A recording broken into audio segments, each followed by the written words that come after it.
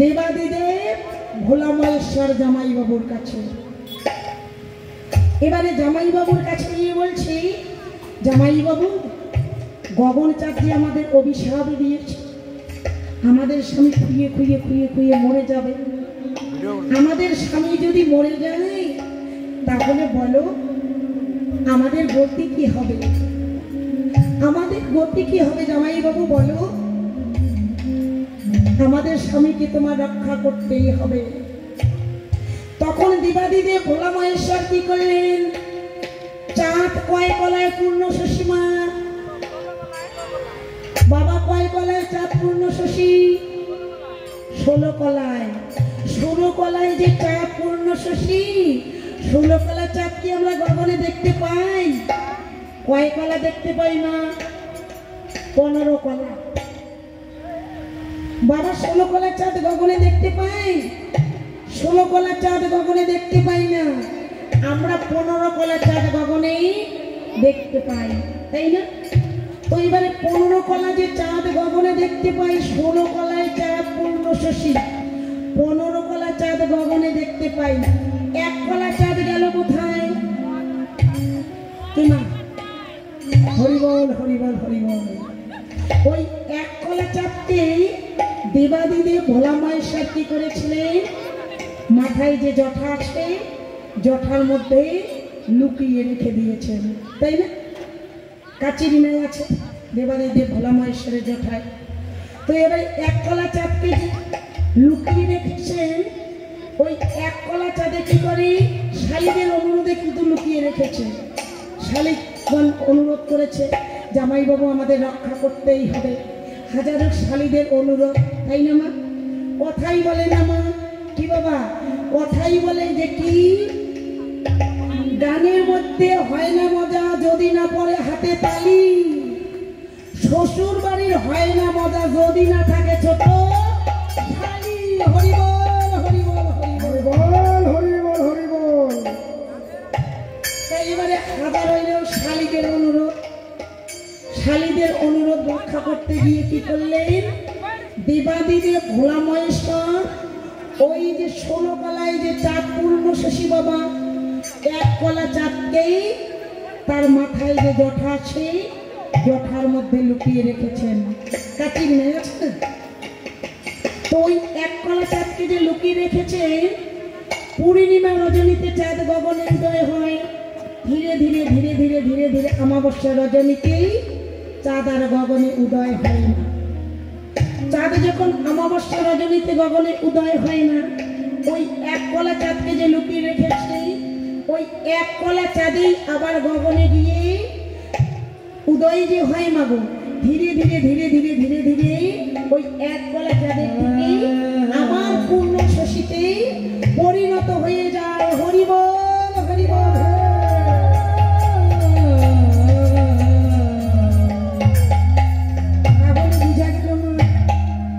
জগতের যে গগন চাঁদের কলঙ্ক, সে কলঙ্কটি বুঝা গেল।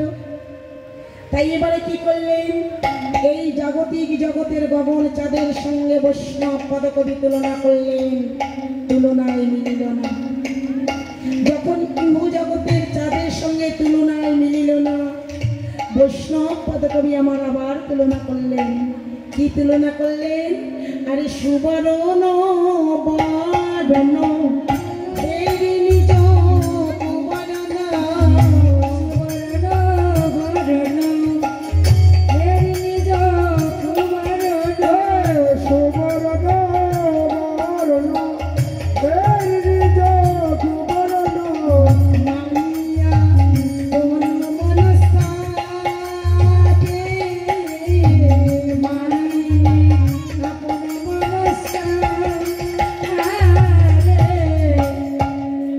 কত সুবরণ কু বরণ হলো, সুবরণ কু বরণ হলো, সুবরণ কু বরণ হলো, সুবরণ কু বরণ হলো, রামানিয়ে গুরু গৌরাঙ্গ, সুবরণ কু বরণ হলো, রামানিয়ে গুরু গৌরাঙ্গ, কত সুবরণ কু বরণ হলো, রামানিয়ে গুরু গৌরাঙ্গ, সুবরণ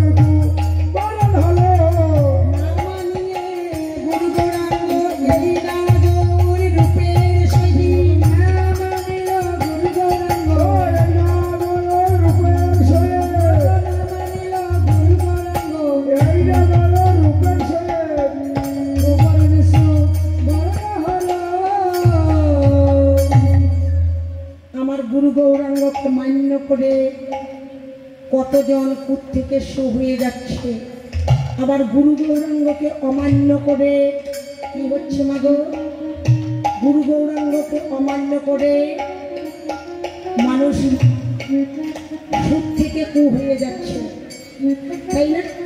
গুরু গৌরাঙ্গকে মান্য করে কি হচ্ছে আর অমান্য করে কি হচ্ছে, মানুষ সুখ থেকে কূপ হয়ে যাচ্ছে, কূপ থেকে শো হয়ে যাচ্ছে, তাই না? তাই আমাদের প্রত্যেকেরই কর্তব্য হচ্ছে সাধুগুরু বৈষ্ণবকে মান্য করা। আমাদের প্রত্যেকেরই কর্তব্য আমরা যেন সময় থাকতে দিন থাকতেই গুরুচরণে গৌরচরণে আশ্রিত হওয়ার মতো হইতে পারি। হরিবল হরিবল।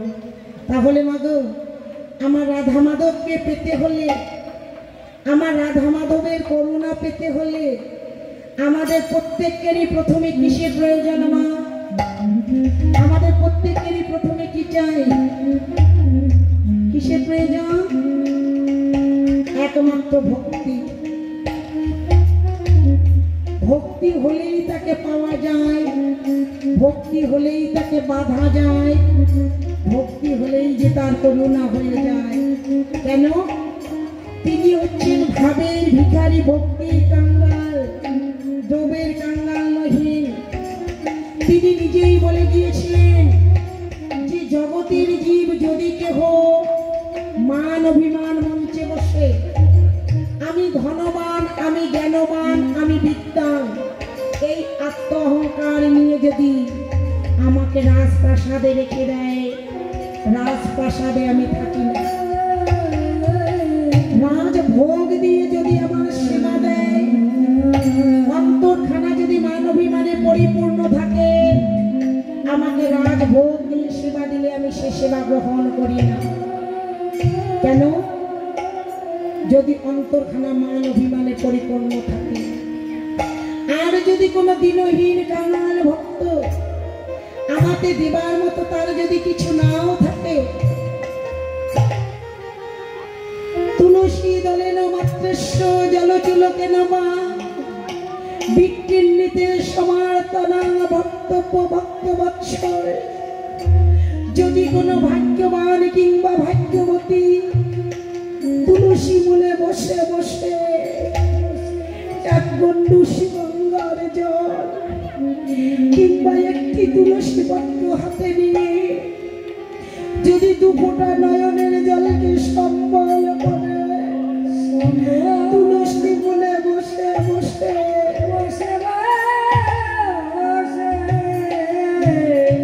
যদি ডেকে ডেকে বলে, প্রভু গো তুমি এবার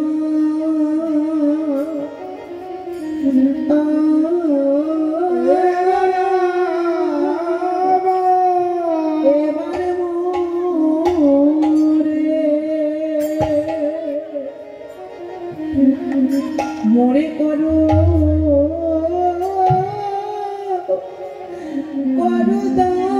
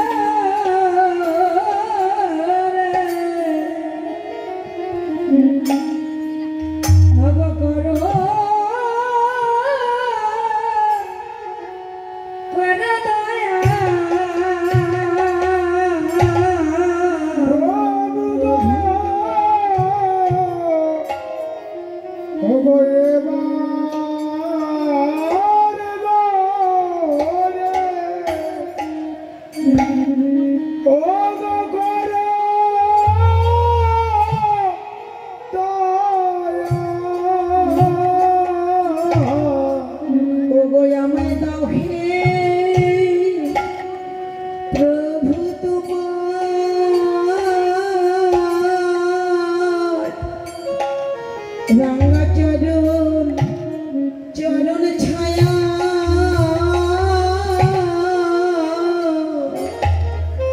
প্রভু এবার মোরে মোরে করো করো দয়া।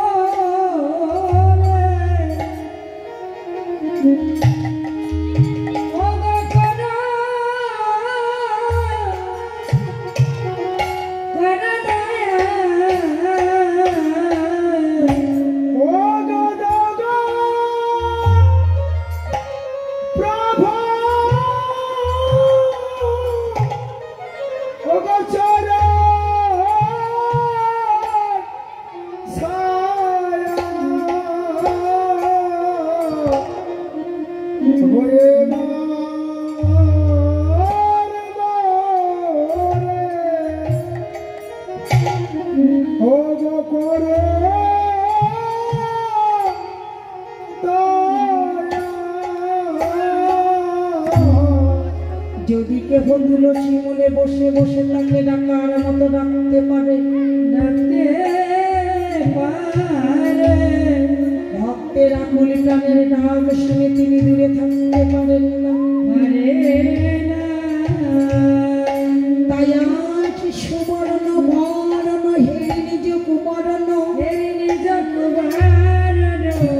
মানিয়ে আপন মনস্তাপে,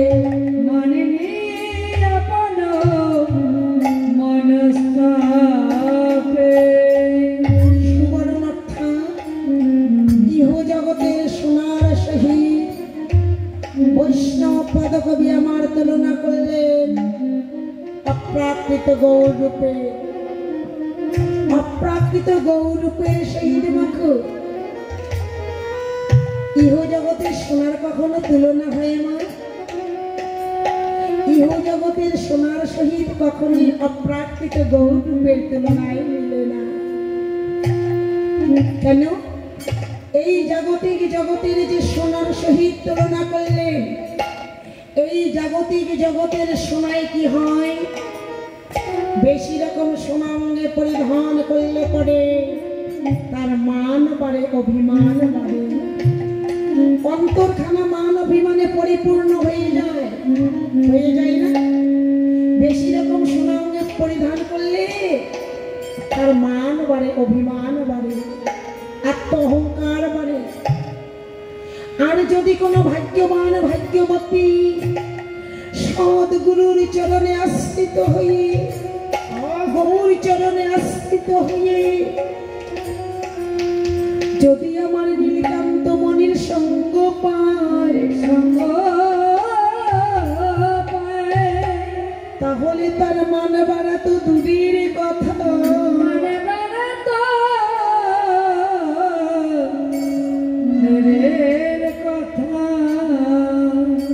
অভিমান বাড়া তো দূরের কথা।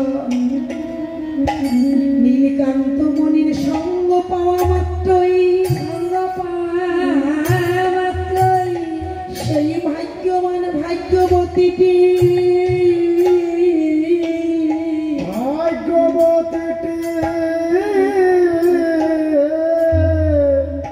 অবশ্যই যে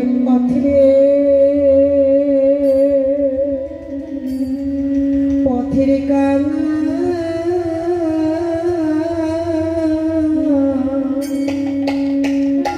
কাঙাল হয়ে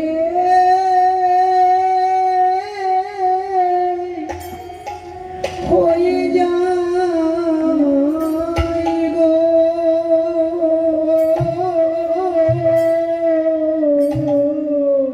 সে যে পথে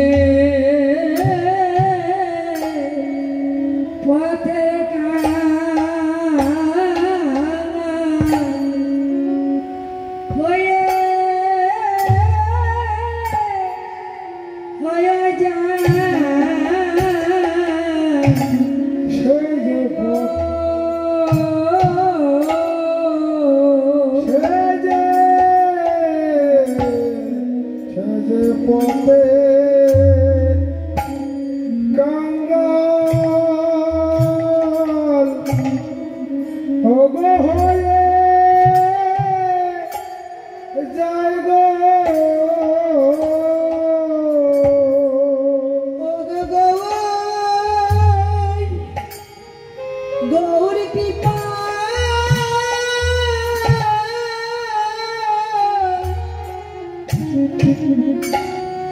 কৃপা করো বলে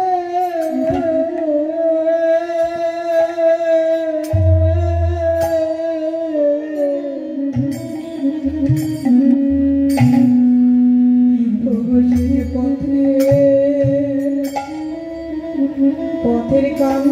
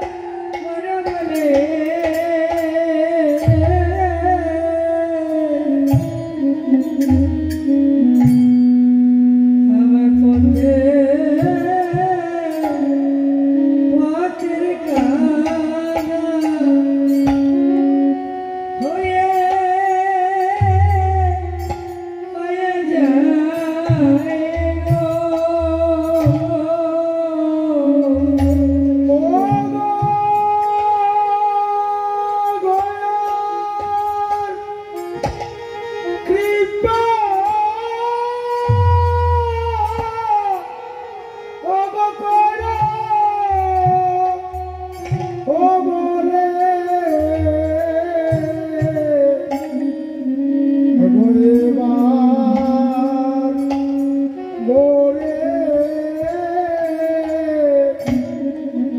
ও গো করো দয়া সেই যে হরিনামের পাগল যখন পথের কাঙাল হয়ে যায়, পথের কাঙাল হয়ে গিয়ে সে যে পথে পথে ঘুরে বেড়ায়, পথে পথে ঘুরে বেড়ায়।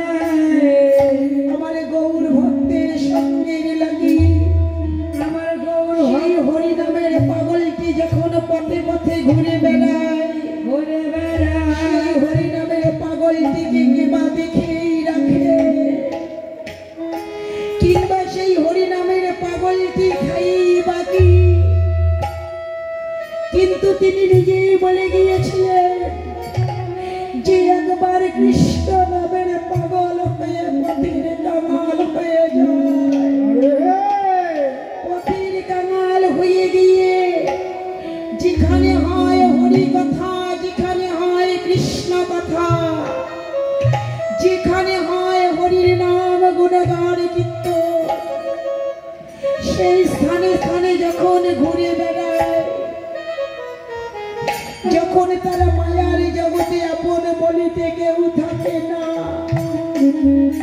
আত্মীয় স্বজন বন্ধু বান্ধব পাড়া প্রতিবেশীগণ সবাই যখন তার পার হয়ে যায়, তিনি নিজেই বলে গিয়েছিলেন এই মায়ার জগতে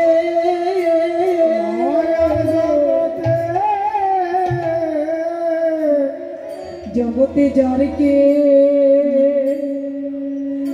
কেহ নাই, ওগো তারে আমি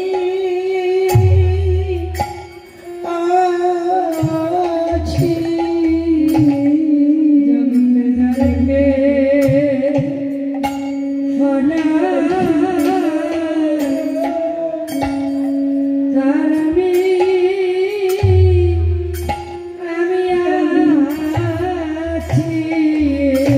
জগত জলকে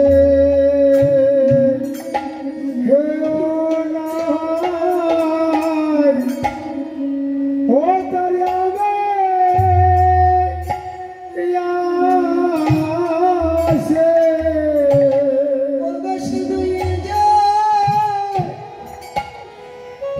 জানবে না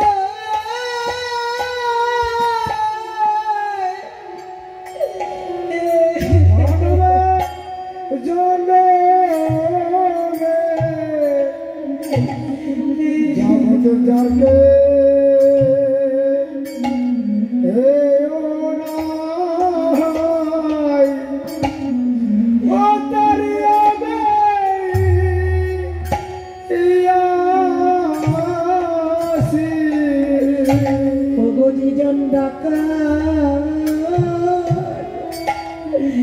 ডাকার মতো